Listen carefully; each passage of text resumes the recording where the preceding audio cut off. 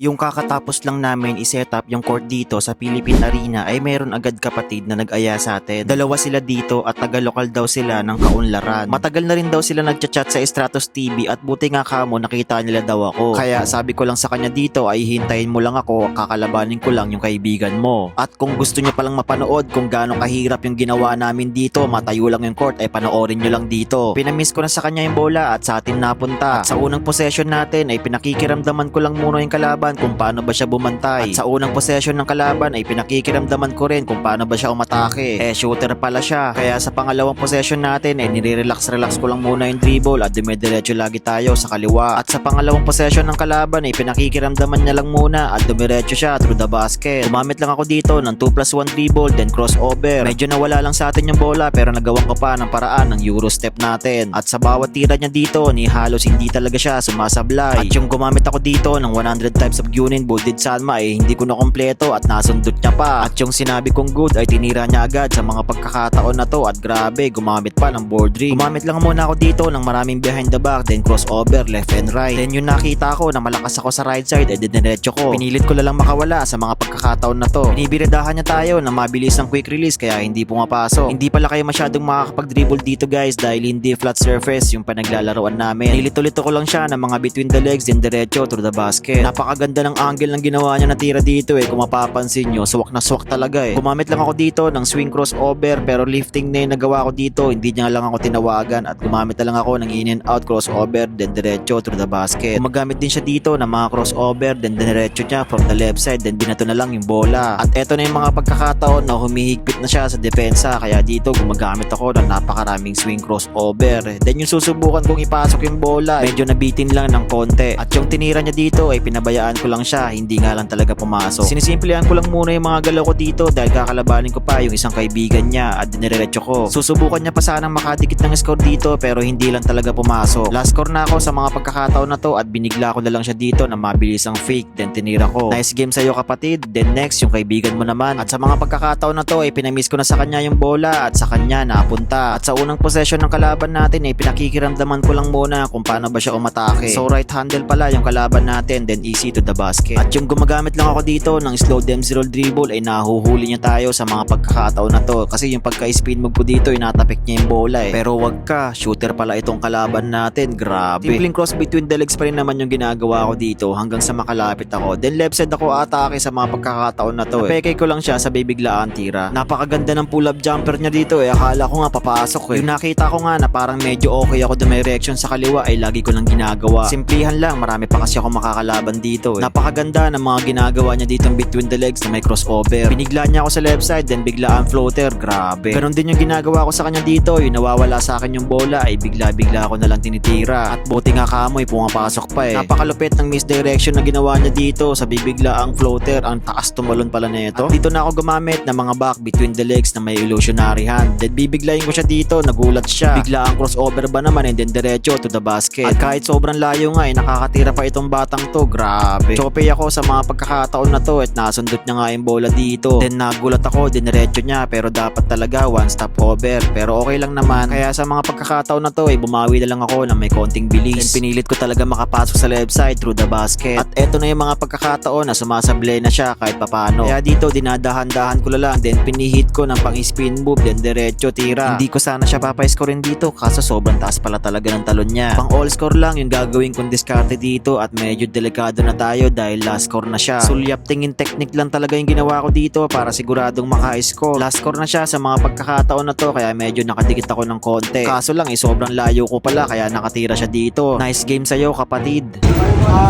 Shoutout sa magulang ko tsaka kay Johnny Aparicio, Wanda. Tapos game speech. Nice game.